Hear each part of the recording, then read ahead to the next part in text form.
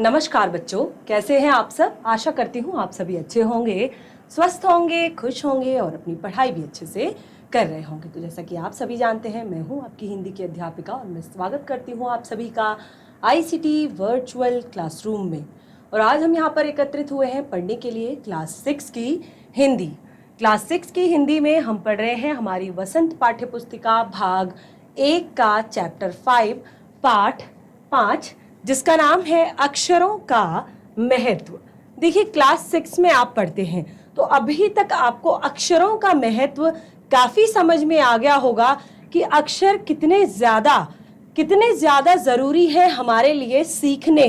अगर हमें अक्षर नहीं समझ आएंगे, अगर हम अक्षरों को नहीं समझ पाएंगे, अगर हम अक्षरों को नहीं पढ़ पाएंगे, तो फिर हम इस दुनिया से थोड़ा सा कट जाएंगे, यानी कि इस दुनिया को नहीं समझ पाएंगे, इस संसार को नहीं समझ पाएंगे, इस समाज को नहीं समझ पाएंगे, नियमों को नहीं समझ पाएंगे, कायदों को नहीं समझ पाएंगे। क्योंकि आपने देखा होगा कि आपके आसपास जो है चिड़िया, छोटी सी चिड़िया जो रहती है, या आपके जो पेट्स होते हैं, या आपके जो डोमेस्टिक एनिमल्स होते हैं, या वाइल्ड एनिमल्स होते हैं, देखिए सभी की अपनी अपनी लैंग्वेज होती है, सभी की अपनी अपनी भाषा होती है। तो उस भाषा में वे लोग अपनी बातें करते हैं, लेकिन एक सभ्य मनुष्य बनना, एक ऐसा मनुष्य बनना कि जो अपनी संस्कृति को आगे तक पहुंचाए, अपने विचारों को दूसरों तक पहुंचाए, अपने अच्छे विचारों को शेयर करे, उसको किस तरह से बनेगा, जब उसको अक्षरों का महत्व पता होगा, जब उसको अक्षर लिखना, पढ़ना या समझना आएगा। ठीक है, तो आज का जो हमारा ये चैप्टर है, हमारा चैप्टर 5 हमारी वसंत पाठ्य पुस्तिका भाग 1 का है और इस पाठ को हम पढ़ने वाले हैं। तो हम शुरू करते हैं अपने चैप्टर को। देखिए, इस तरह का हमारी पाठ्य पुस्तिका में कुछ चित्र दिखाया गया है, कुछ दृश्य दिखाया गया है। तो यहाँ पर बताया गया है कि अक्षरों की कहानी, जो अक्षर होते हैं, अक्षरों की कहानी यहाँ पर आपको बताई जा रही है कि कैसे अक्षरों की शुरुआत हुई, कैसे ये अक्षर लिखे गए, कैसे ये अक्षर पढ़े गए, कैसे ये अक्षरों से इनकी भाषा को समझा गया। तो ये पूरी कहानी यहाँ पर लिखी गई है गुणाकर मूले जी द्वारा। ये चैप्टर लिखा गया है गुणाकर मूले जी द्वारा और इसमें एक निबंध है ये अक्षरों के महत्व पर। एक कहानी के रूप में, एक निबंध के रूप में यहाँ पर गुणाकर मूले जी ने आपको अक्षरों के महत्व को बताया है कि आपके लिए अक्षर कितने ज्यादा जरूरी हैं और ये अक्षर आए कहाँ से, ये अक्षर कैसे उत्पन्न हुए, कैसे लोगों ने सीखे, कैसे ये आगे बढ़ते गए और आज कैसे इतनी ज्यादा एक सभ्य संस्कृति, विकसित संस्कृति हमारी बनी हुई है इन अक्षरों के कारण। देखिए, सबसे पहली बात यहाँ पर लिखा हुआ है कि यह पुस्तक अक्षरों से बनी है। सबके हाथ में बुक है, सबके पास अपनी वसंत पाठ्य पुस्तिका भाग 1 है जिसमें आप इस पाठ को देख रहे हैं। तो आपकी ये पूरी जो किताब है, क्या किताब में अक्षरों के अलावा भी कुछ है? यस, थोड़े बहुत चित्र हैं जो आपको उन अक्षरों को एक्सप्लेन कर रहे हैं, उन अक्षरों को बता रहे हैं। अगर जैसे आप अक्षर के बारे में कोई अगर बात पढ़ते हैं तो उसको चित्र के रूप में भी देख लेते हैं तो वो आपके दिमाग में ज्यादा अच्छे से फिट हो जाता है या ज्यादा अच्छे से आपको समझ में आ जाता है।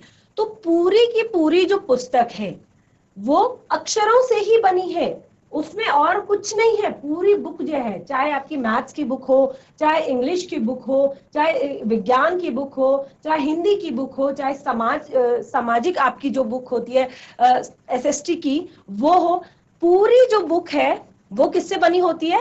अक्षरों से बनी होती है। और जो सारी पुस्तकें, जितनी भी आपके पास पुस्तकें, सभी अक्षरों से बनी होती है और तरह तरह की पुस्तकें। देखिए, ये पुस्तकें आपकी कॉमिक्स भी हो सकती हैं जिनको आप पढ़ते हैं, कहानियों की पुस्तकें भी हो सकती हैं, है ना, जो आप कहानी की पुस्तकें पढ़ते हैं या आप कॉमिक्स पढ़ते हैं, तो सब में क्या लिखा रहता है? अक्षर। केवल और केवल ये अक्षरों से ही बनी होती है। तरह तरह के अक्षर, अलग अलग तरह के, डिफरेंट तरह के अक्षर। लेकिन अब ये देखिए, अब में यानी कि अब तक दुनिया में अब तक करोड़ों पुस्तकें छप चुकी हैं। दुनिया में अब तक करोड़ों, देखिए करोड़ों भी ये शब्द शायद मुझे कम लग रहा है यहाँ पर, अरबों पुस्तकें शायद छप चुकी हैं।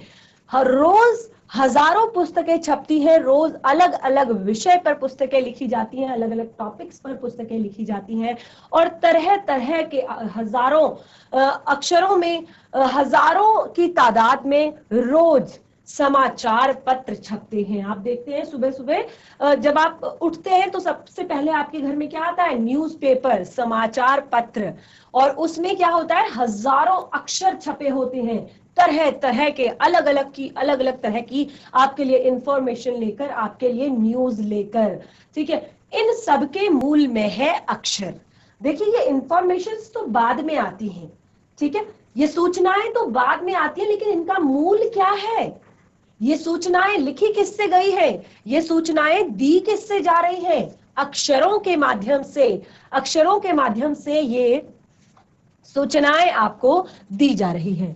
हम कल्पना भी नहीं कर सकते, हम कल्पना भी नहीं कर सकते, हम कल्पना भी नहीं कर सकते कि यदि आदमी अक्षरों को ना जानता, यदि जो मनुष्य है वो अक्षरों को ना जानता, तो आज इस दुनिया का क्या हाल होता।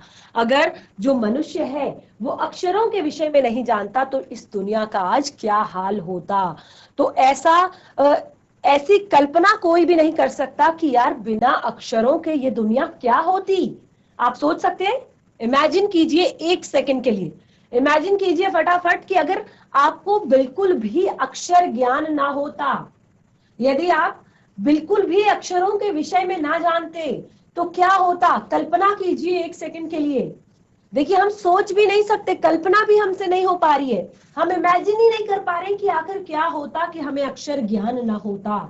हम अक्षरों को जानते ही नहीं, तो कैसे हम अपने भावों को व्यक्त करते, अपनी फीलिंग्स को एक्सप्रेस करते, कैसे हम लोगों को कहते? क्योंकि देखिए बहुत सारी बातें हम कहकर, बोलकर एक दूसरे को बताते हैं, बोलकर, लेकिन जो एक विचार है, लोगों के जो अच्छे विचार है, या किसी विषय से संबंधित कोई जानकारी है, या कोई एक नियम है, कानून है, ये सारी चीजें क्या होती हैं? ये रिटन में होती है, लिखी हुई होती है, जो एक पीढ़ी से दूसरी पीढ़ी में पहुंचाई जाती है, और समय के साथ साथ इसमें बदलाव किया जाता है, चेंज किया जाता है इसको समय के साथ साथ। तो हम कल्पना, चलिए जीआईसी बेताल घाट। यस बच्चे, आप पढ़ना चाहते हैं? Yes sir. यस, स्टार्ट मैं कीजिए। पढ़ूं? Yes yes. पुराने जमाने के लोग सचमुच ही सोचते थे कि अक्षरों की खोज ईश्वर ने की है, पर आज हम जानते हैं कि अक्षरों की खोज किसी ईश्वर ने नहीं बल्कि स्वयं आदमी ने की है। अब तो हम यह भी जानते हैं कि किन अक्षरों की खोज किस देश में किस समय हुई।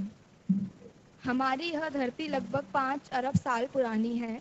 2-3 अरब साल तक इस धरती पर किसी प्रकार के जीव जंतु नहीं थे, पर फिर करोड़ों साल तक केवल जानवरों और वनस्पतियों का ही इस धरती पर राज रहा। आदमी ने इस धरती पर कोई 5 लाख साल पहले जन्म लिया। धीरे धीरे उसका विकास हुआ। कोई 10,000 साल पहले आदमी ने गांवों को बसाना शुरू किया। वह खेती करने लगा। वह पत्थरों के औजारों का इस्तेमाल करता था। फिर उसने तांबे और कांसे के भी औजार बनाए। Yes, very good. क्या है आपका नाम? My name is Yogita Negi. Yogita Negi, very good. Negita, Yogita, sorry. सभी बच्चे योगिता के लिए क्लैप करेंगे। बहुत अच्छी रीडिंग आपने करी, वेरी गुड, बहुत अच्छी रीडिंग आपने की। तो देखिए बैठ जाइए बच्चा, और जिसको पढ़ना है वो पहले से प्रिपेयर होके रहेगा, ठीक है। क्लास में अपना माइक प्रॉपर रेडी रखेंगे, और जिसको पढ़ना है वो सीधे हैंड रेस करके माइक लेकर रीडिंग करना शुरू करेगा। तो देखिए क्या यहाँ पर बताया हमें योगिता ने हमें बताया कि पुराने जमाने के लोग सचमुच ही सोचते थे कि अक्षरों की खोज ईश्वर ने की है। देखिए अभी अभी हमने इससे पहले क्या पढ़ा था कि हमें ऐसा लगता है कि अक्षरों की खोज क्या ईश्वर ने की है। तो पुराने जमाने के जो लोग थे, पहले के समय के जो लोग थे, जो जिनको इतनी ज्यादा जानकारी नहीं थी, जो सिर्फ फॉलो करते थे चीजों को, क्योंकि उनमें अभी इतना ज्यादा खोज करने जैसा इतनी अभी उनमें शायद इतना उनका दिमाग जो है, मस्तिष्क जो है विकसित शायद नहीं हुआ होगा। तो वो फॉलो करते थे उन चीजों को और वो सोचते थे कि जो ये अक्षर बने हैं ये शायद भगवान की खोज है, या ये खोज ईश्वर ने की है, ये ईश्वर ने हमें वरदान के रूप में दिया है। जैसे हमें वरदान के रूप में धरती पर क्या क्या मिला हुआ है, हमें प्रकृति ने वरदान के रूप में क्या क्या दिया है यहाँ पर, कौन बच्चा बताएगा? चलिए हैंड रेज कीजिए फटाफट कि हमें इस पृथ्वी पर वरदान के रूप में क्या मिला है। देखिए पुराने जमाने के जो लोग थे वो सचमुच सोचते थे कि अक्षरों की खोज ईश्वर ने की है, क्योंकि इस धरती पर जो बहुत सारी चीजें हैं वो ईश्वर ने हमें वरदान, तो ईश्वर ने खोज की है, ऐसा पुराने जमाने के लोग सोचते थे। तो हमें यहाँ पर वरदान के रूप में अभी इस समय जिसे हम वरदान कह सकते हैं धरती पर जो मिला हुआ है हमें, वो है हमारी प्रकृति, जो हमें संसाधन उपलब्ध कराती है हमारे जीवन को जीने के लिए, हमारे जीवन को अच्छे से जीने के लिए। जैसे कि स्वच्छ वायु, पेड़ पौधे हमारी जो खराब वायु होती है, कार्बन डाइऑक्साइड होती है, उसको ग्रहण कर लेते हैं, हमारे लिए ऑक्सीजन हमें देते हैं। ठीक है, तो ये किसी वरदान से कम नहीं है। और जो स्वच्छ जल हमें प्राप्त होता है नदियों से, झरनों से, ठीक है, तो ये हमें प्रकृति ने प्रदान किया है। साथ ही उपजाऊ मिट्टी जो हमें मिली है, या खाद्य संसाधन जो प्रकृति ने हमें प्राप्त करवाए हैं, एक से एक चीजें आपको प्रकृति में मिल जाएंगी।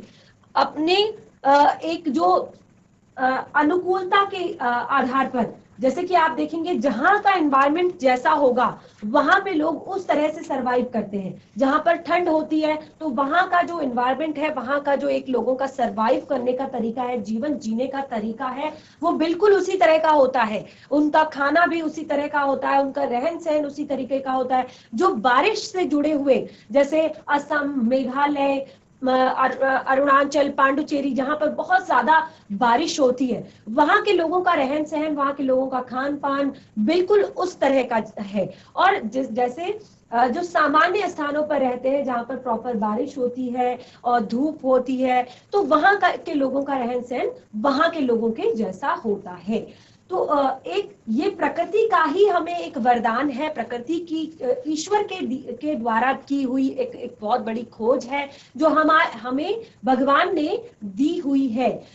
लेकिन पहले के जमाने के जो लोग थे वो सोचते थे कि अक्षरों की खोज, क्या आपका भी ऐसा मानना है? अच्छा, कौन कौन मानता है कि अक्षरों की खोज मनुष्य ने ही की है? चलिए फटाफट हैंड रेज कीजिए, किस किस को लगता है कि अक्षरों की खोज मनुष्य ने की है? यस, बहुत सारे बच्चों को पता है, बहुत सारे बच्चे, सब बच्चे इंटेलिजेंट हैं यहाँ पे। आप सभी को लगता है कि मनुष्य ने अक्षरों की खोज की है? Yes, very good. लेकिन कैसे कैसे खोज की? कोई बच्चा बताना चाहेगा कि कैसे खोज की अक्षरों की? यस, सारे बच्चे बहुत ज्यादा एक्साइटेड हैं। GHS गंगा भोग, यस, आपका माइक ऑन है। Morning ma'am. Very good morning बच्चा। यस मैम यस, आपको लगता है बच्चे कि अक्षरों की खोज मनुष्य ने की? आपको लगता है? Yes ma'am. Yes, very good. Yes ma'am. Yes, तो कैसे की होगी मनुष्य ने अक्षरों की खोज? हम कैसे कह सकते हैं कि मनुष्य ने अक्षरों की खोज की? तो इसी सवाल का जवाब ढूंढ रहे हैं हम आगे यहाँ पे। चलिए बैठ जाइए, वेरी गुड। आपने बताया कि अक्षरों की खोज मनुष्य ने की, तो अब हम इसी प्रश्न का यहाँ पर उत्तर ढूंढ रहे हैं कि कैसे की। कह तो दिया कि मनुष्य ने की, लेकिन कैसे की? देखिए, अब हम जानते हैं कि अक्षरों की खोज मनुष्य ने, ईश्वर ने नहीं बल्कि आदमी ने की। और अब तो हम यह भी जानते हैं कि अक्षरों की खोज किस देश में और किस समय पर हुई। अब तो हमें यह भी पता है कि अक्षरों की खोज किस देश में हुई और किस समय पर हुई। हमारी यह धरती लगभग 5 अरब साल पुरानी है। तो 5 अरब साल, तो जब गुणाकर मूले जी इस पाठ को लिख रहे होंगे तो उन्होंने अपने अनुमान के हिसाब से ये यहाँ पर लिखा होगा कि 5 अरब वर्ष पुरानी है। तो मुझे इससे लगता है कि इससे ज्यादा पुरानी भी हो सकती है। तो 5 अरब साल पुरानी है। 2-3 अरब साल तक इस धरती पर केवल जीव जंतु, किसी भी प्रकार का कोई भी जीव जंतु नहीं था। क्यों नहीं था इस धरती पर कोई भी जीव जंतु 2-3 अरब साल तक? अगर आपने थोड़ा सा भी अपनी साइंस की बुक में या कहीं इधर उधर से सुना होगा तो आप लोगों को जरूर पता होगा, क्योंकि हमारी जो पृथ्वी थी वो एक आग का धधकता हुआ गोला थी। बिल्कुल, ये सूर्य से टूटा हुआ एक आग का एक पुंज था, एक कण था कह सकते हैं, और ये धधकता हुआ गोला थी आग का। तो लगभग 2 से 3 अरब साल तक, क्योंकि इतनी ज्यादा गर्म थी, वहां पर कोई जीव सरवाइव कर ही नहीं सकता है। ठीक है, आपने देखा होगा सूर्य को, जबकि हमसे बहुत ही ज्यादा दूर है सूर्य, हम उसको अपनी नजर उठा के भी नहीं देख सकते। तो सोचिए उससे जो टूटा हुआ अग्निपुंज है वो कितना ज्यादा गर्म होगा, किस तरह से धधकता हुआ होगा। तो कैसे हम मान सकते हैं कि उसमें 2-3 वर्ष तक, कोई 2-3 अरब वर्ष तक कुछ भी वनस्पति उग सकती है। तो 2-3 अरब साल तक इस धरती पर किसी भी प्रकार के कोई जीव जंतु नहीं थे। और उसके बाद क्या हुआ? उसके बाद जब 2-3 अरब साल में ये सारी चीजें बनी, ये एनवायरनमेंट बना, जब वो आग का धधकता हुआ गोला थोड़ा सा ठंडा हुआ तो उस पर फिर वाष्प बनने लगी। क्या बनने लगी? वाष्प बनने लगी। अगर आप कहीं पर अगर आग जल रही हो और आप ऊपर से ऐसे ढक्कन रख दें, ढक दें, तो क्या होगा कि थोड़ी देर बाद जब वो आग ठंडी हो जाएगी तो उसके ऊपर पानी की बूंदें बन जाएंगी। आप आगे साइंस में भी पढ़ोगे अपनी ये सारी चीजें। तो उसके ऊपर पानी की बूंदें बन जाएंगी और फिर वो पानी की बूंदें धीरे धीरे उस पर ही वापस गिरने लगेंगी। तो यही हमारी पृथ्वी पर भी हुआ। जब आग का गोला था, हमारी पृथ्वी धधकता हुआ, तो धीरे धीरे अरबों वर्षों तक वो गोला धीरे धीरे ठंडा हुआ और फिर उस पर वाष्प बनने लगी। पूरा धरती जो है, पूरी पृथ्वी जो है, जैसे कोहरा लगा हुआ होता है ना, ऐसे बादलों से ढक गई पूरी धरती। और फिर अरबों वर्षों तक यहाँ पर वर्षा होती रही।